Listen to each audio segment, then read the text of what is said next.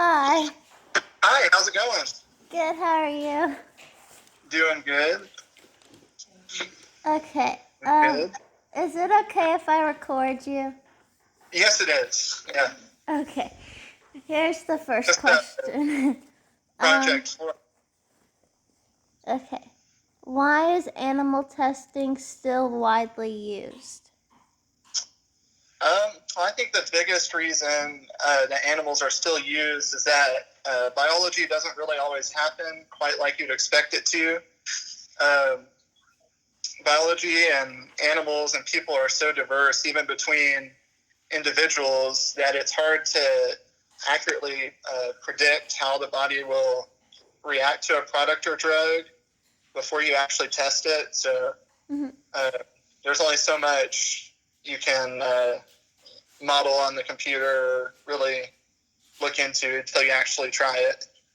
Okay. Second question. Do you think that there are other ways to test products that are equally effective? I think there's some great options for testing that don't involve animals. There's been a lot of progress, I'd say, for animal welfare with, I think, pretty much all respectable research adopting. There's a model called the refinement, reduction, and replacement model, Mm-hmm.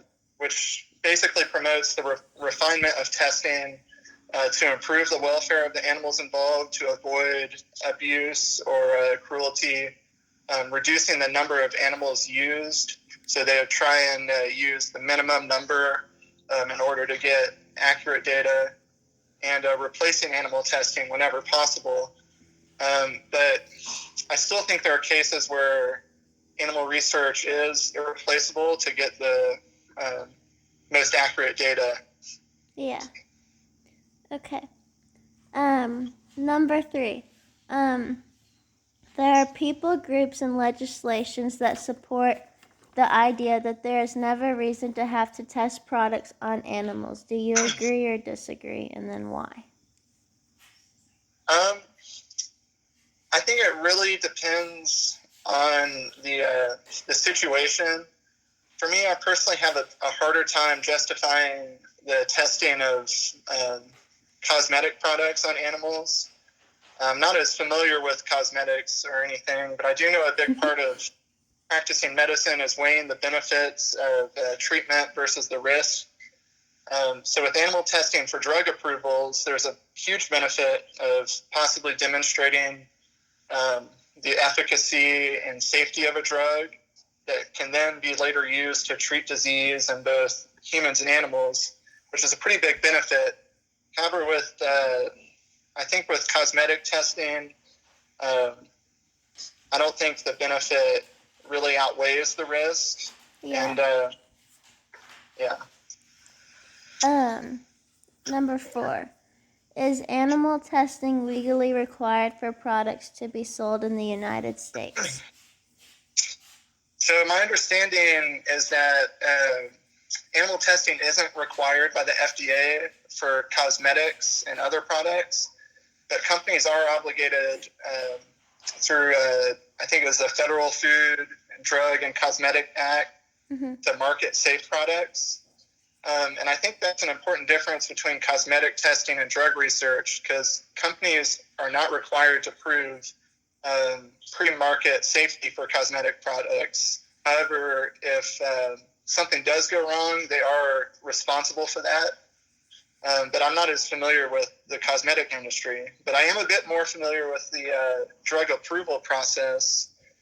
And in order to get a drug approved for either human or animal use, there is a requirement for testing to prove both the safety and efficacy for the condition the drug is supposed to treat. So there's typically a 4-stage process that the FDA requires for approval once the drug has been developed and is expected to be safe based on the lab data. And that first stage testing for human drugs typically involves animal testing to prove that it is safe before small-scale trials start in stage 2. So they still have to follow that refinement, reduction, and replacement model. Mm-hmm. And they have to show that they're expecting it to be safe before they even start the first stage to test it on animals. Okay. Do you think animal testing is cruel? Why or why not? So as a future veterinarian, my job is to advocate for the welfare of animals. But with that being said, there is a right and wrong way to do animal research. The research animals I've had experiences with have access to some of the best veterinary care available, Mm-hmm. and have takers. Sorry. No problem. Whose sole job is to maintain their welfare. And many university research facilities have programs to adopt out the animals after a certain amount of time so they can go live with a family and live a more normal life afterwards. Mm-hmm. And I have read about some cases of abuse, and most of that I read was in the cosmetic industry. Mm-hmm. However, I do think scientists and researchers have made substantial progress voluntarily and with legislation towards improving animal welfare. Okay. What have you learned about animal testing while preparing and studying veterinary medicine? So we've actually had a couple of classes about lab animal medicine and kind of what that entails. And there's veterinarians that are specifically involved in the care of lab animals. So I think there's a bit of a misconception that all lab animals are subjected to just all sorts of crazy experiments or just inhumane conditions. But anyone that's practicing real science and real research, they have a vested interest in taking care of the animals that they use.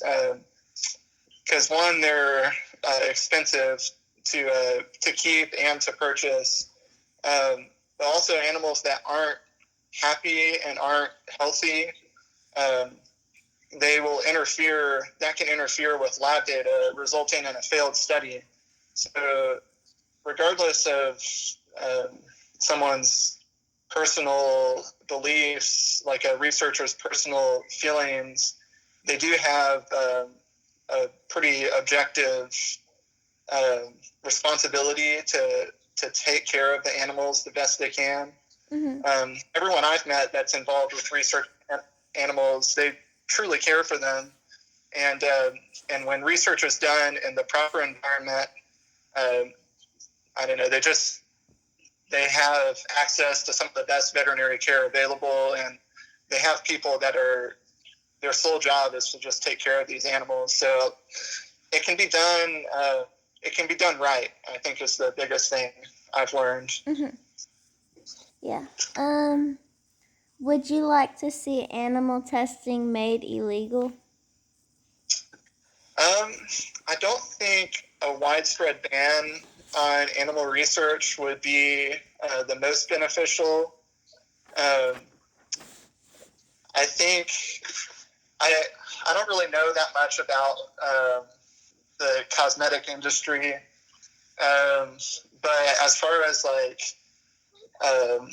lab testing for like drug products and for research animals, they do have a lot of regulation regarding how they treat the animals and just the welfare of the animals they have. So there's a lot of regulation as it is, and I think that regulation has proven to be beneficial because even just to like at universities and stuff, even for us in vet school, if we want to listen to a heart rate on an animal, Mm-hmm. it has to be approved by a committee of community members and of scientists. So there's a lot of red tape to go through to even get to do any animal research. But I think that red tape has really helped improve the animal welfare. Yeah. So I don't think a full ban would be the right move, because there is good that can come out of research. But I think that the proper education and just continuing to update regulation as we learn more and more, I think that is probably the best move.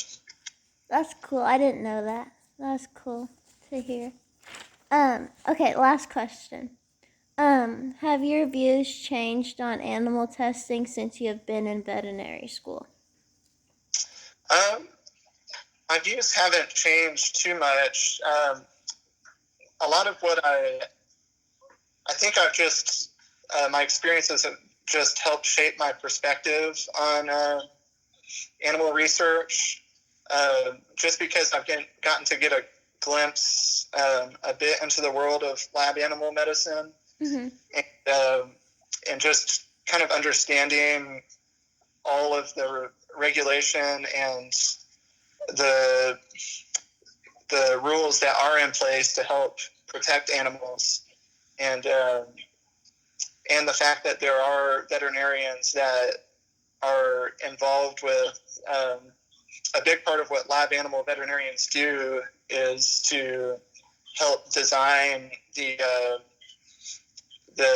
housing for the animals, and a lot of these facilities are built around the animals first, and then everything else second. So I think for me, like, getting to see that that research can be done well with the animal's best interest in mind, that's kind of helped put my mind at ease, because a lot of the science and stuff that we learn had to come from research and people doing this sort of thing. But it's now, I'm glad that there's all of these checks and balances to make sure it's done properly, I guess. Mm-hmm. You are all finished.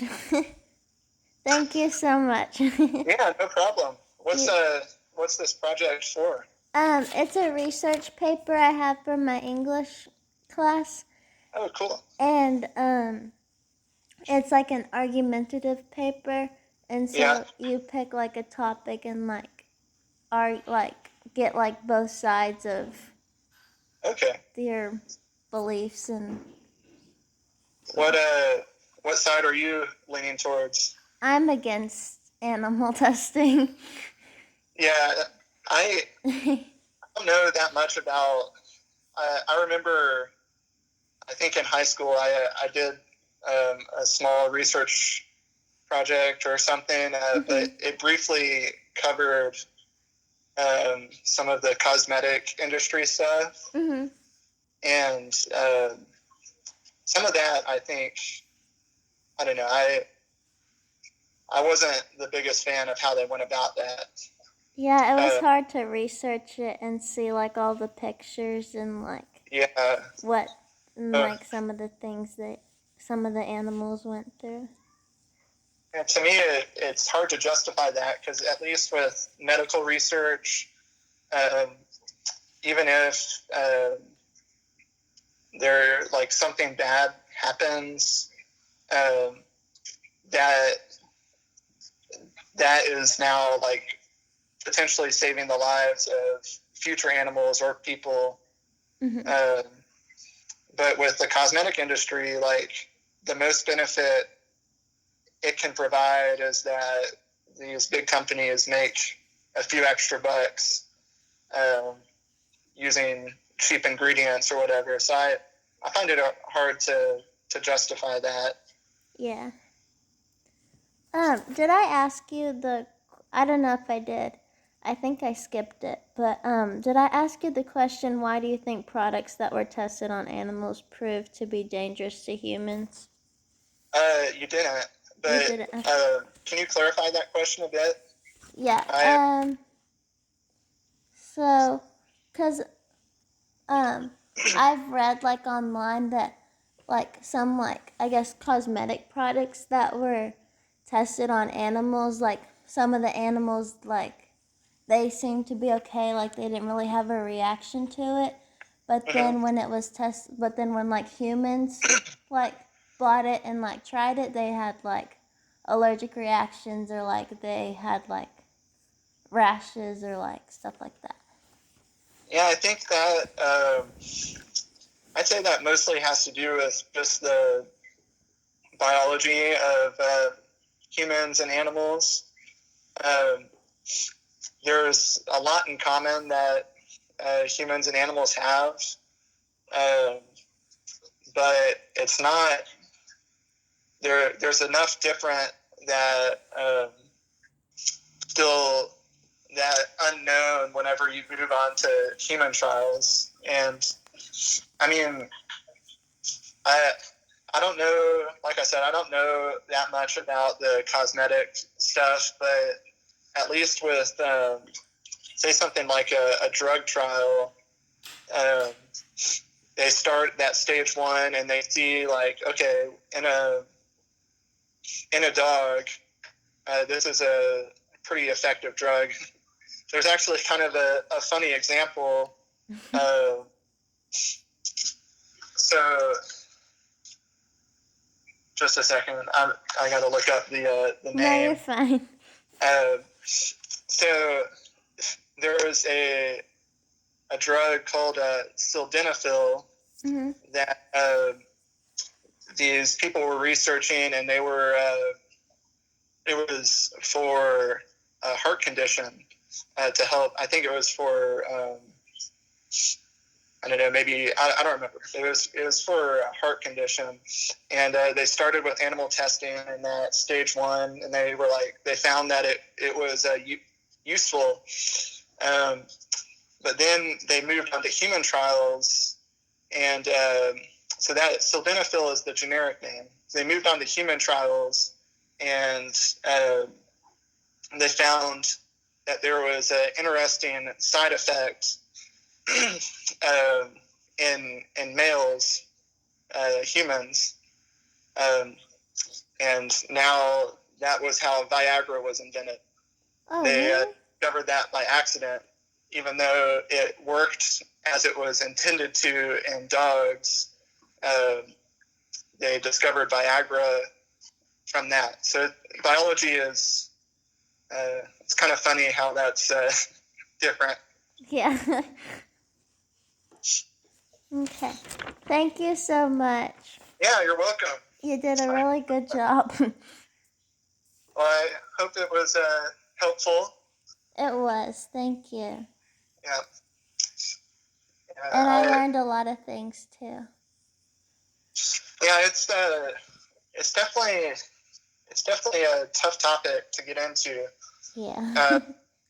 Are you mostly talking about like the testing of like products and stuff, not as much the drug side? I think both, but mainly more products and like things sold like in your local like grocery store. What other products does that entail besides cosmetics? Because I looked up that FDA regulation, and where they said that it has to be safe, um, and I think that regulation is um, kind of the excuse a lot of the big cosmetic companies use to do animal testing. But what other products does that entail?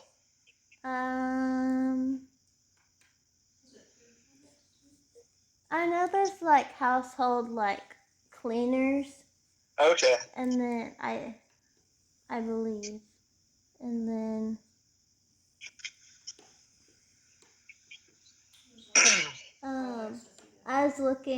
I was looking at this, and it says that Vaseline test on animals, Okay. and then uh, the Tide laundry detergent, and Yeah. then some like deodorant brands, and I then think it's just tough to, I don't know, it is tough to justify um, that the like the use of animals is not ideal in any way. It would be nice if, and I'm sure we'll get there as computer technology is progressing, but it would be nice if we could predict how um, how the body is going to react to something, so we could just skip over mm-hmm. the testing. Yeah. So, I wish we kind of knew that like in advance. But yeah. yeah, I think we're headed that direction, but it's certainly a long way off with being able to like do a computer model Yeah. of the human body. That's pretty substantial. Yeah. Uh, awesome. Well, good luck with the paper. How have y'all been? We've been good. We adopted these two puppies. Oh, awesome. It was November, October. I can send you a picture of them. But yeah, their names are Smokey and Bandit. That's awesome. You a fan of Smokey and the Bandit, the movie? I've seen parts of it, but it's Okay, like one of my parents' favorite movies. that's a good movie. That used to be my favorite movie for Really? a while. Yeah, Yeah, that's funny. they're very What crazy. dogs are they? Um, they're like Australian Shepherd, Labrador, Oh, Hound wow. mix. So they've got a lot of energy, I presume. Yes, definitely. They're supposed to be about 35 to 40 pounds, and they're now expected to be 75 to 80. Yeah. Holy cow. Their feet are gigantic, so I think there's They're very maybe large. some ridgeback or something, but yes, we're in puppy town. They're like 20 pounds right now. I think 25 Uh, pounds, and they're just Oh, well, 25. that's exciting. We got two puppies pretty much right after we got married, and one of them she was 8 months. She was already pretty big, but Really?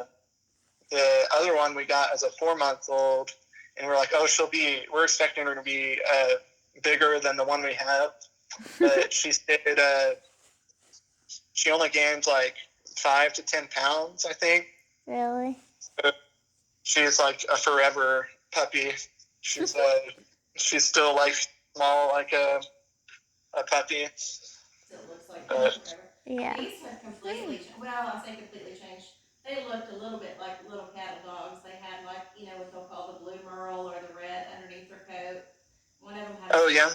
one of them had a spot on his bottom and all this kind of stuff. And now they don't look anything like it. They did have a picture of the mom, which looked kind of like our dog Brody, kind of a pointer lab mix, only she Uh-huh. was red. So there may be some of the ridgeback, and I'm seeing that down the back too. So anyway, they're not cattle dogs. They're going to be way bigger than cattle dogs, but and I would never Well, advise getting two boys, but we did. So we lost Murphy, the little one we had. So anyway, we've never gotten to actually go and rescue as far as pick rescue dogs because they've always found us or we've taken in someone who's passed away, taken in their dogs. So anyway, yeah. so thank you so much for helping her on this and taking Oh the yeah, time no to do problem. that. So You It are a definitely big help. is good to get to think through some of those questions. It's always good to kind of evaluate where you're at. Yeah. It is, and that you gave her a lot of good information that she can take back there too. A couple other things to think about too. Yeah. Different side of it. So that's good. Thank you. No problem. Yeah, most of my experience is just with like the research and with like drug approval. Right. But it is tough because one of friends, she was doing a research project, and it was kind of tough because there was they did have to euthanize the animals at the end, Oh gosh. which was kind of sad. But the requirement, if they're going to do that, was the animals like have to be used for learning purposes afterwards. So it was sad that had to happen. But they've used the animals to like teach us about like uh, dental practice and stuff. Yeah. So even though that some of that like it's kind of heavy to think about, they do try and like make it worth it. But it is a very tough topic. Yes, it is. I tried to get her not to do it. We're the wrong people to do this. This one. But Well, she did a good job. But it's hard. It's hard just. So I told her it's hard just to research it. Period. Just to because the things that are going to come up. right. And And with I don't know, there definitely are some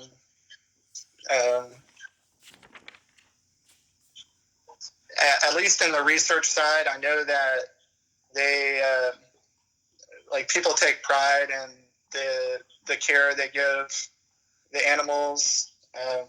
But I have read some sad stories with like the cosmetic industry and other products. oh yeah, So I mean they test everything from cosmetics to poisons to mosquito spray. I mean every single thing that we have is tested one way or the other. There are a lot of products, of course now where they're like there's no reason it's not tested and so forth too. There's so many things that they do, and that animals are just for their entire life is spent in a lab.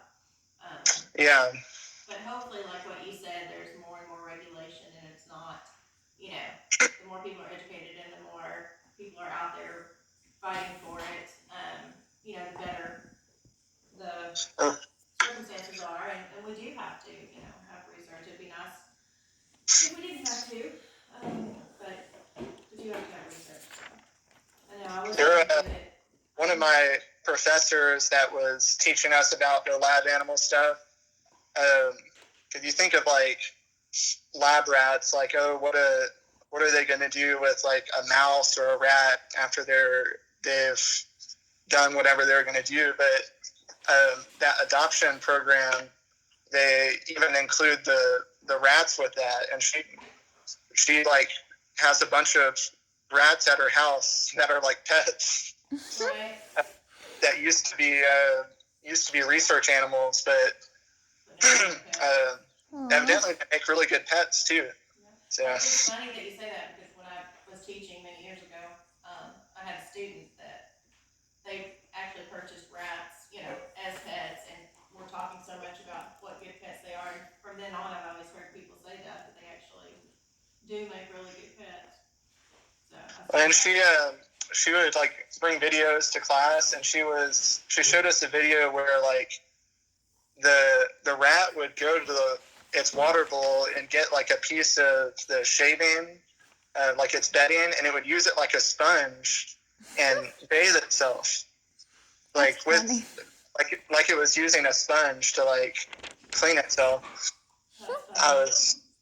I don't know. I was pretty blown away by that. But I was also happy to hear that they're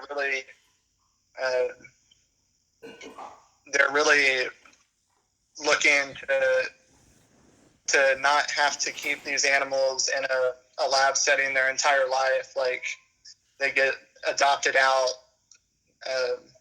to families and homes where they can just hang out and be pets.